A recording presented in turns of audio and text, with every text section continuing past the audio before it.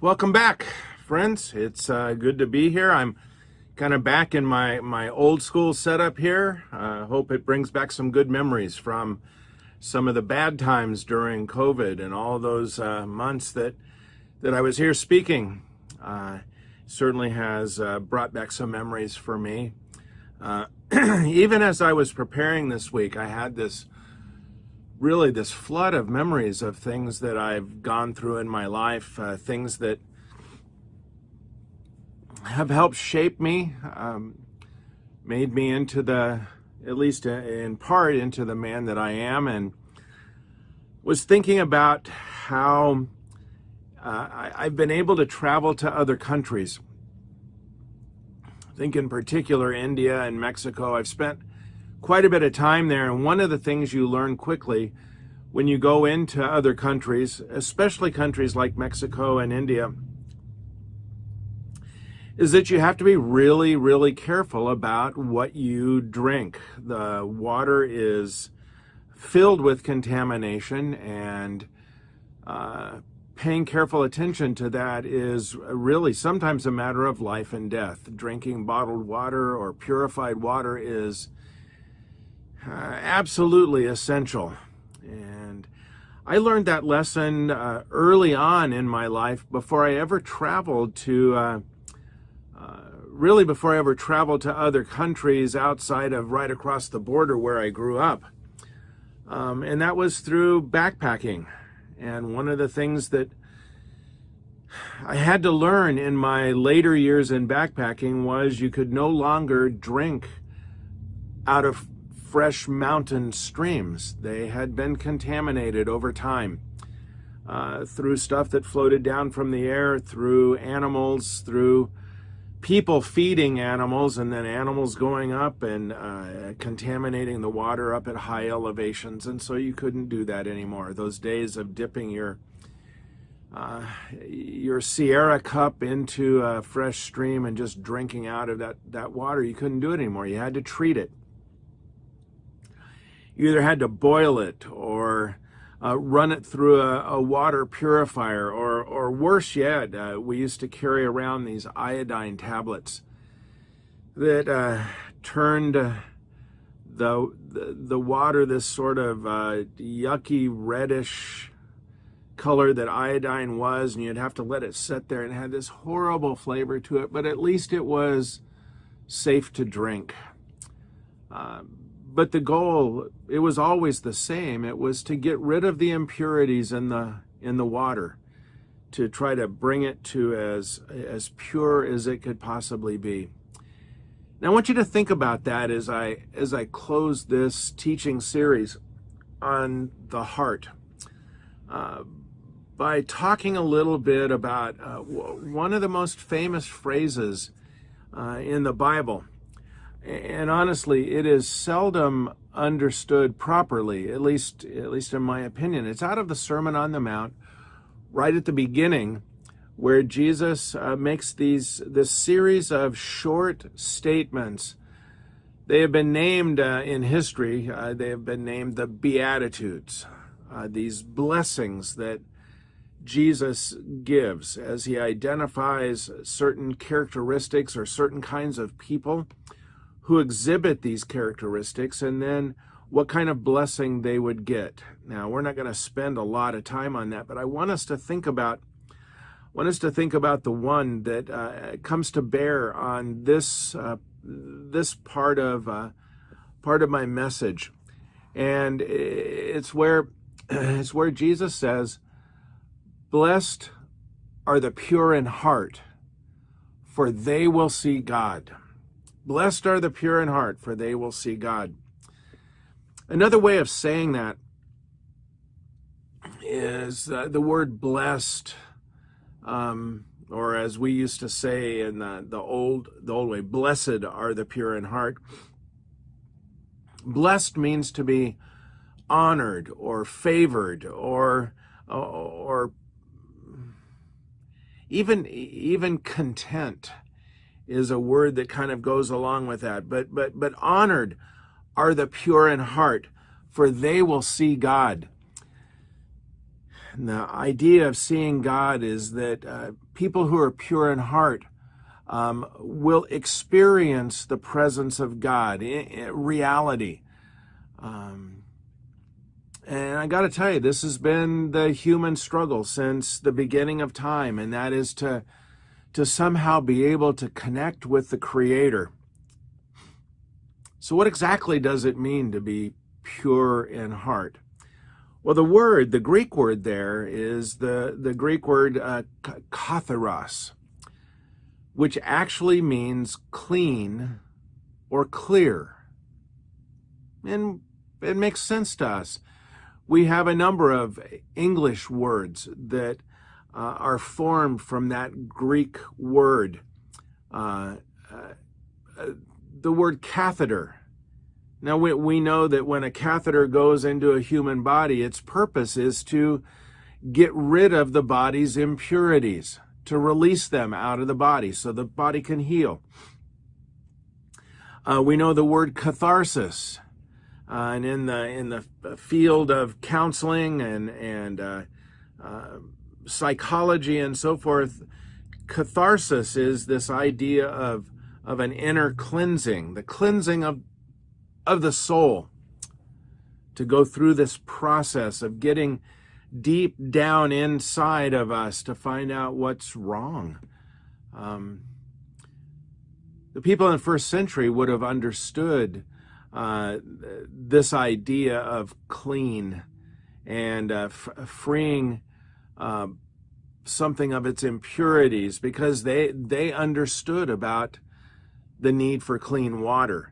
They understood that metals had to go into the refining fire to be purified, to get rid of those impurities. They understood concepts of being untainted or without stain or without blemish. Much in the same way we do. The idea of something having no mixed substances inside, being uncontaminated. I go back to my childhood, and they don't do it anymore. There's not much of this anymore anyway, with all of the video games and technology that has kind of taken over childhood. But back in my day, we used to shoot marbles. And it was fun. We did it. We'd draw a big old circle in the dirt, and you'd drop down some marbles in there, and you would take your shooter, and often your shooter, if you had one, and it would be a little bit larger marble, and it would be completely, totally clear. It didn't have any of the swirly lines in it or the things inside the glass. And if you had an absolutely clear marble, you would refer to it as a puri. Can't believe I remembered that. Most of the time these days when we think about purity, whether it's in literature or history or culture, we think of sexual purity or moral purity, even in the Bible. But I think that understanding is inadequate, especially in this passage of blessed are the pure in heart. Because pure in heart isn't really about our behavior. It's about alliance. It's about direction. A pure heart is about our devotion to God, about the experience of living fully and completely in His presence. Let's be honest. We all struggle with our awareness of God. We can go minutes, hours, big chunks of time during the day, and sometimes even longer than that, without a full realization of God in our lives. And it pushes back against our words of commitment and dedication to Him. To be pure in heart means to have an undivided loyalty to the things of God. No mixed faithfulness or confusion of priorities or direction, Man, we are talking some pretty deep stuff here right now, but I think we need to push on if we're really going to get kind of to the end of this. I watched a movie this week about, it is a dumb movie, but the premise of the movie is that there was a woman who was in love with two men. In love with two men. Maybe that is possible, but I'll tell you, that is not an example of a pure heart. That is a divided heart. There is a theme of single-mindedness in the Bible. And that single-mindedness is to define our faith. We see it in another word, a completely different word, in the same Sermon on the Mount, in the context of what Jesus is talking about. It's a little later in Matthew chapter 6, verses 22 and 23. And it says this, Jesus is talking, "The eye is the lamp of the body. If your eyes are healthy, your whole body will be full of light. But if your eyes are unhealthy, your whole body will be full of darkness. If then the light within you is darkness, how great is the darkness?" It says there, if your eye is healthy. That's a modern translation of a first century word. The actual translation of that word is the word single. If we were to read it exactly as it was written, it would say this: if your eye is single, your whole body will be filled with light. Fascinating. Singleness. Purity of heart is singleness of heart. Purity of eyes is singleness of eyes. Only those with singleness of heart will see God and experience His presence. Again, no divided loyalties, no blurred vision, no split allegiance. In the very next verse, verse 24 in chapter 6, we see the same teaching in just a little bit different way, because Jesus writes these words: "No one can serve two masters. Either you will hate the one and love the other, or you will be devoted to the one and despise the other. You cannot serve both God and money." This is purity of heart. The philosopher Kierkegaard said it this way: purity of heart is to will one thing. This is a hard teaching today. Maybe the hardest of all. Do you struggle with this? Do you feel like your faith is weak, at least sometimes? Well, let me remind you of something. It is not the good who will see God. It is not the spiritual who will see God. It is certainly not the self-righteous who will see God. Jesus says it this way: it is the pure in heart who will see God. Look at how King David said it in the Old Testament. The same King David who knew all about a divided life, who knew all about hypocrisy and impure motives, yet became known as the man after God's own heart. We read what he wrote in Psalm 24.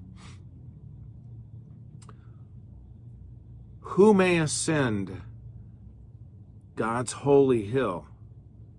Who may fully experience the presence of God in all of reality? Who may do that? the one who has clean hands and a pure heart, the one who can ascend the holy hill of God, the one who can come into his complete and total presence. It's the one who has no divided loyalties, no split allegiance, no trusting in idols. Isn't it funny that our currency says, "In God we trust," yet our actions say, "In money we trust"? That's a split loyalty. It's divided allegiance. We are all the same when it comes to this. I am fond of many things.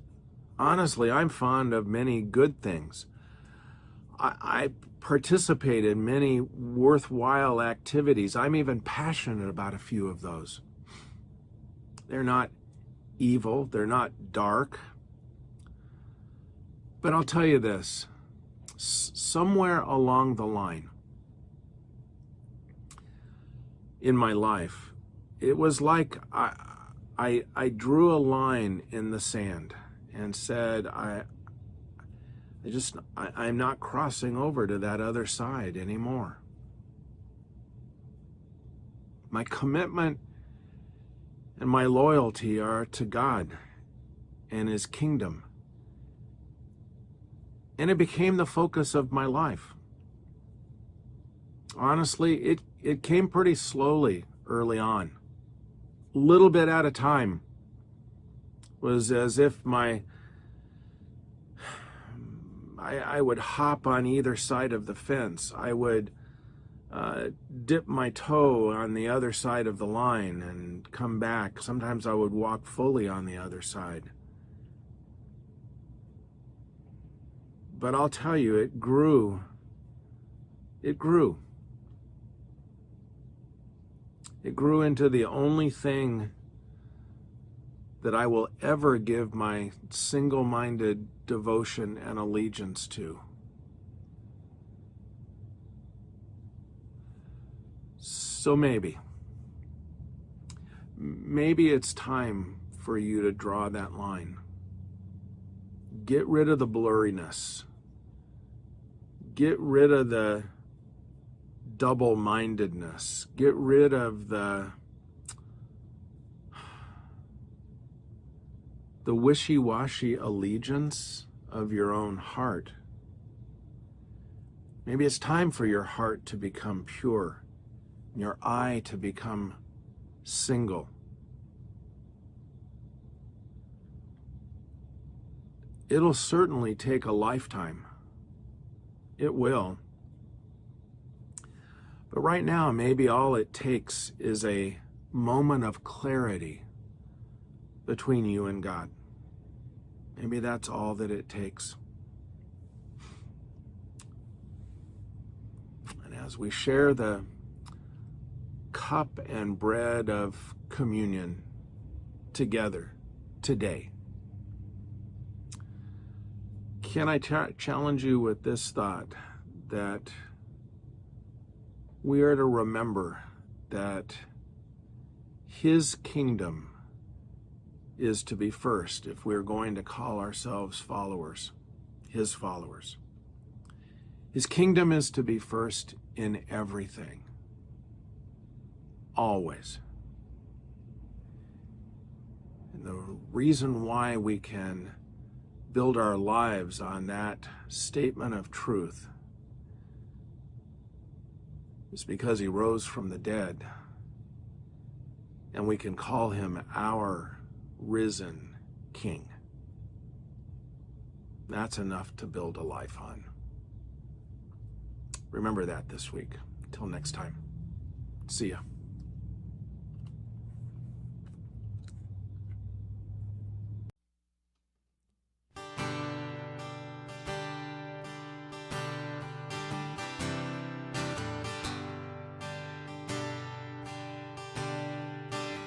searched the world, it couldn't fill me. Man's empty praise and treasures of faith, never enough. You came along, put me back together, and every desire is now satisfied here in love. Oh, there's nothing better than you. Oh, there's nothing better than you, Lord. There's nothing is better than you.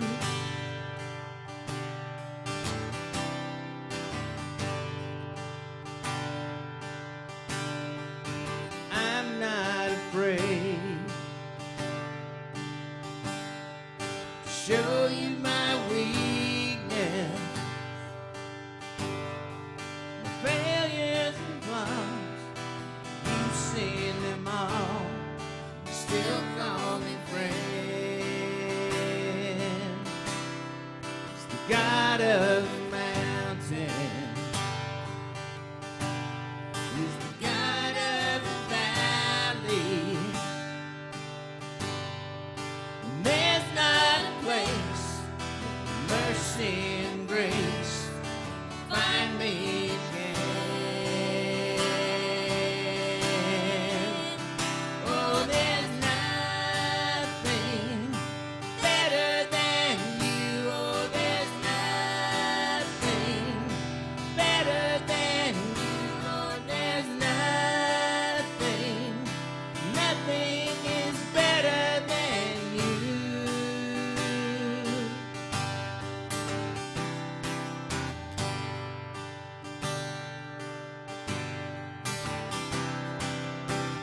You turn morning dancing, you give beauty for ashes, you turn shame into glory.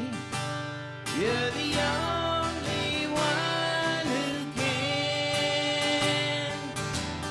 You turn graves into gardens, you turn bones into armies, you turn seas into highways. You're the